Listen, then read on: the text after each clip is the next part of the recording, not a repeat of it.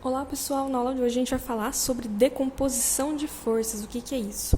Vamos lá, então vamos supor que a gente tenha um vetor F, né, uma força aqui, poderia ser um vetor de velocidade, enfim, um vetor qualquer, eu vou chamar de F, não pode esquecer aqui da anotação de vetor, certo? Com a setinha em cima. Esse é meu vetor F. O que é decomposição? A minha decomposição ela diz respeito a uma projeção desse meu vetor nos meus dois eixos conhecidos, ou seja, no meu eixo x e no meu eixo y. Tá? Então, a gente vai encontrar as componentes perpendiculares de uma força. O que isso quer dizer? Então, a gente vai primeiro, antes de tudo, desenhar aqui em volta dessa nossa força os nossos eixos cartesianos aqui.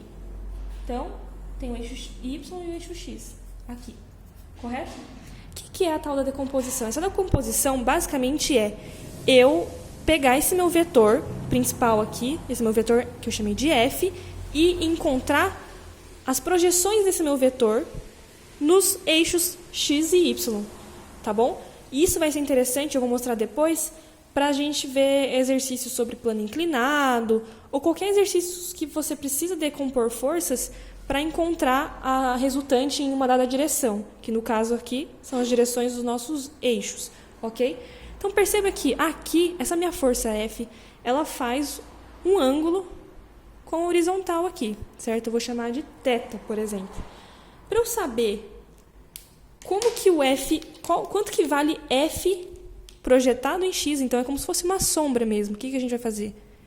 Pensa assim, ó. Eu projetei o meu vetor F aqui. Aqui, nesse pedacinho, então, a gente tem F de X, Fx, vou chamar de Fx.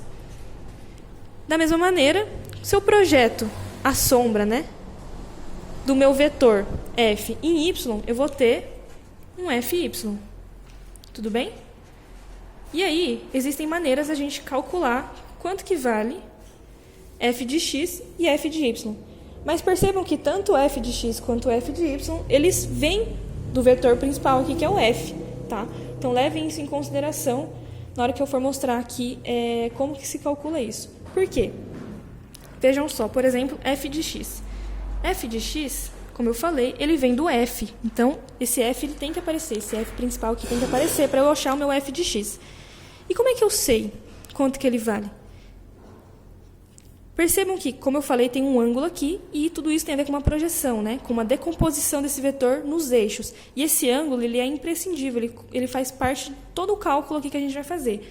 Quando a gente vai fazer F de X, nesse caso aqui, que eu destaquei esse ângulo e não esse, lógico que existe um ângulo aqui também, né? Mas eu destaquei este ângulo aqui.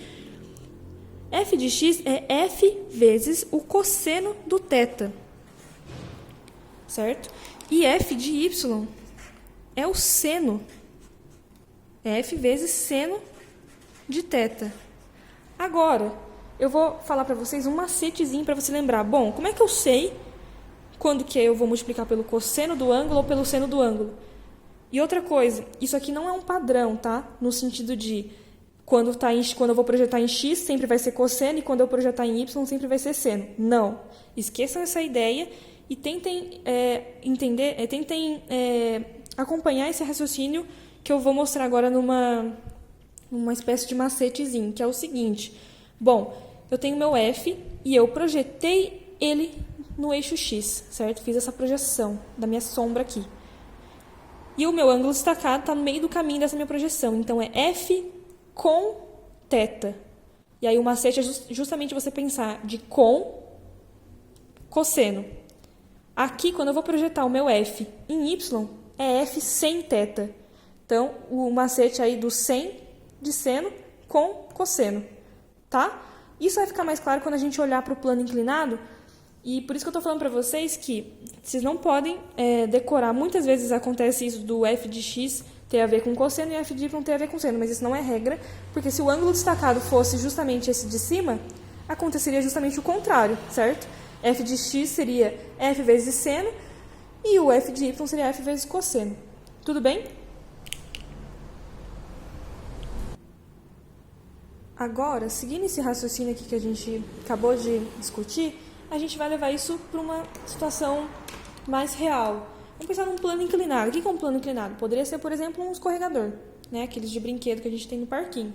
Então, supondo que a gente tenha aqui um plano inclinado em que eu vou descer ou subir com algum objeto por ele, tá? E aí, o que acontece? Esse plano inclinado, ele faz toda a diferença na hora que a gente vai analisar como que as forças estão atuando aqui. Porque, como vocês podem supor, eu tenho inclinado meu plano, vai fazer diferença na minha velocidade, na minha aceleração, com que esse bloco vai subir ou descer, certo? Então, a gente tem um ângulo θ aqui de inclinação desse meu plano, tem um bloquinho aqui, eu quero descobrir, por exemplo, a aceleração desse meu bloquinho para descer, tá? Mas, antes de tudo, nesses exercícios de dinâmica aqui, de bloquinho, essas coisas, é sempre bom a gente, primeira coisa, desenhar as forças que atuam nesse bloquinho. Bom, primeiramente, a gente tem a força peso apontando para baixo, certo? Então, vou pegar aqui, ó. E ela está apontando para baixo mesmo. A força peso sempre vai apontar para baixo aqui, certo? Não é porque o bloquinho está inclinado que a força peso vai vir para cá. E aí, a gente também tem a normal, que é sempre perpendicular saindo do plano, certo? Então, aqui temos a normal e aqui temos o peso, correto? Só que veja, o movimento do meu bloquinho, ele não está em nenhuma dessas direções. Meu bloquinho não vai se movimentar aqui e também não vai se movimentar na direção da normal. Por isso, aí que entra, no fim das contas, essa questão da decomposição. Aí que vem a utilidade não só nesse tipo de exercício, né? Tem vários outros exercícios que exigem essa ideia de decomposição de forças, dos vetores e tudo mais, mas esse é um bom exemplo do porquê que a gente tem que saber decompor isso. Por quê? Esse meu peso, eu tenho que decompor ele em outros dois eixos para que eu consiga justamente fazer a resultante de forças e ver para onde está apontando a resultante ou calcular qualquer coisa que seja que o exercício esteja me pedindo. Para a gente conseguir pensar nesses eixos x e y aqui, né, nesse plano inclinado, é sempre interessante a gente deixar um dos eixos na mesma direção do movimento do bloquinho. Bom, eu falei que o bloquinho não vai se movimentar para dentro do plano, né? Não vai sair do plano, muito provavelmente ele vai fazer o movimento por aqui, certo? Pensando como se fosse um escorregador. Então, a gente sabendo que ele se movimenta nessa direção, a gente pode colocar um dos eixos bem sobreposto nessa direção, certo? Em cima dessa direção. Ou seja, esse meu plano aqui cartesiano, né, eixo x e y aqui, a gente vai deixar ele tortinho aqui em cima dessa direção em que vai ter uma resultante. Eu sei que meu bloquinho vai se mover para cima do plano ou para baixo do plano, então minha resultante está nessa direção. Então é nessa direção que a gente vai desenhar nossos eixos, certo? Então vem aqui, ó, vai ficar um pouco poluído o desenho, mas se vocês entenderem vai ficar muito legal. Depois a gente pode refazer de uma maneira mais clean, mas a ideia é, os eixos agora, ele está inclinadinho aqui, certo? E o que acontece? Esse eixo inclinadinho, lógico que ele vai ter influência desse ângulo aqui, e logo a gente vai ver como que essa ideia de decomposição, usando tudo isso aqui que a gente viu, vai influenciar aqui no plano inclinado, no estudo do plano inclinado. Porque, veja só, bom, o meu peso, ele não pode ser descartado, certo? Ele tem que estar em um desses meus eixos. Então, a gente vai decompor aqui, a gente vai fazer a projeção do meu peso, tanto nesse eixo, quanto nesse, tá? O que isso significa, né? Projetar, quer dizer que eu reparti, é meio que isso. No fim, a soma vetorial, perceba que não é a soma escalar, não é a soma dos meros números aqui. Então, por exemplo, isso aqui vale 2 e aqui vale 3, isso aqui não vai valer 5, tá? Não necessariamente. Pode ser por alguma coincidência, mas não é o caso. Não é a soma do número, do módulo. A soma vetorial, ou seja, esse vetor mais esse vetor gera esse vetor. E da mesma forma, o processo contrário esse vetor pode ser dividido nesses outros dois vetores. Tudo bem? Por isso que eu falei que esses outros dois eles surgem desse, como se ele fosse repartido mesmo, tá?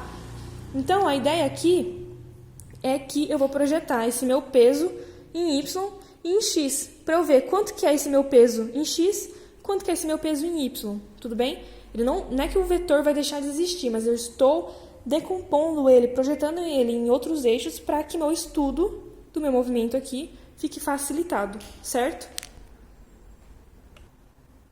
Agora, como é que eu sei qual que é esse ângulo aqui, né? Onde que entra esse ângulo aqui na influência da minha decomposição, sendo que esse θ não está aqui ou aqui, né? Pelo menos não aparentemente. Mas, na verdade, a gente vai ver que o θ, na verdade, está aqui. Bom, mas como que eu sei que o θ está aqui? Que esse mesmo θ, ele se encontra aqui. Pensem comigo rapidinho. Meu plano está inclinado, mas antes dele ser inclinado, pensando numa situação em que ele não foi inclinado ainda, a minha normal estaria apontando para cima, certo? A minha normal apontando para cima, ela vai ser a minha referência. Por quê? Na hora que eu inclino, e a normal ela sempre é perpendicular e saindo do plano, certo?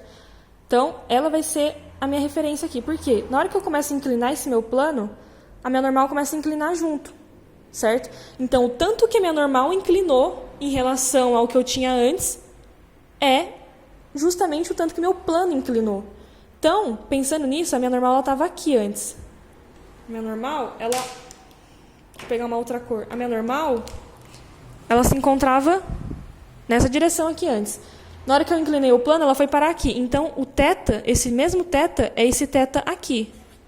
E aí, pela propriedade lá da matemática dos ângulos opostos aqui, né? Eu sei que se aqui é θ, aqui também vai ser θ. Bom, dito isso, a gente sabe que...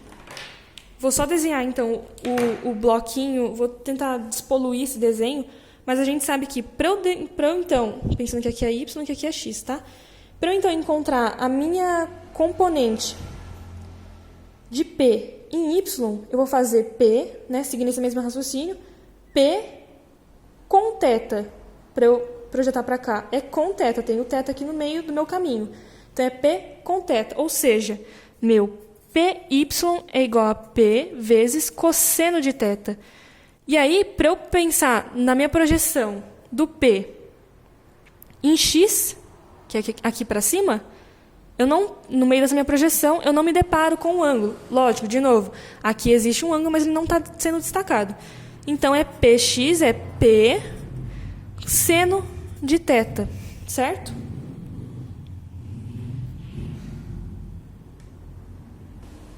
Como a gente sabe que não vai haver uma movimentação nessa direção aqui, só nessa, né, que é por onde o bloco vai deslizar, certo? Como a gente sabe disso, a gente pode concluir, por exemplo, que a minha normal, ela se anula com o meu PY, ou seja, normal é igual a PY, certo? E aí, o que me resta? O que ficou sobrando de força? Porque a normal foi embora, o PY foi embora. Ficou sobrando o PX, tá? E pensando naquela ideia que a gente trabalhou com as leis de Newton, a segunda lei de Newton entraria aqui, por exemplo, numa questão que estaria perguntando qual que é a aceleração desse bloquinho. Por quê? Agora eu sei que a minha força resultante, ela é para cá. Então, ó, a gente decompôs o P em Y e em X, viu que o PY se cancelou com a normal, né? Se anulou. Então, a gente fica sobrando aqui pra gente o nosso PX. PX, então, é a força resultante, é a força que sobrou. Depois de todas as operações que a gente fez, essa é a força que resultou aí de todas as outras. Então, aqui a gente tem PX. E PX é justamente a força resultante, lembrando que força resultante, pela segunda lei de Newton, é massa vezes aceleração. Ou seja, a gente vai ter que Px é igual a massa do meu bloquinho vezes a aceleração dele, certo? Se Px é P seno de θ, é só eu substituir aqui. E com isso, veja, a gente consegue achar a aceleração. Então, para concluir aqui o nosso raciocínio, a gente sabe que o Px é a nossa força resultante, né? Aqui eu só repeti os dados que a gente já tinha concluído. Py igual a P cosseno θ, Px é P seno θ, a normal se cancela com Py, fica pra gente, então, que a força resultante é Px. Né? Força resultante é massa vezes aceleração. Só que o que é Px? Px é P seno θ. Isso é igual a massa vezes aceleração. Sendo assim, aqui, a gente, sabendo que P é peso e que peso é massa vezes gravidade, a gente sabe que mg seno θ é ma. as massas elas vão embora aqui, ou seja, a aceleração, caso ele tenha pedido uma aceleração, a gente vê que a aceleração, ela na verdade não depende da massa do bloco. A aceleração com que esse meu bloco vai descer aqui, ela não depende da massa desse bloco, só depende da gravidade local e da inclinação desse meu plano inclinado aqui, certo? Então, gente, é basicamente isso. Essa coisa de decomposição de vetores é muito importante, não só para esse tipo de exercício, mas para vários outros de física. E lembrem-se de não decorar, né, que f de x é cosseno, coisa e tal. Lembra desse macetinho que eu passei para vocês de com ser cosseno e sem ser seno. E aí lembrar, né, dessa projeção, se esse meu ângulo vai estar no meio do meu caminho ou não. E é basicamente isso. Muito obrigada e até a próxima.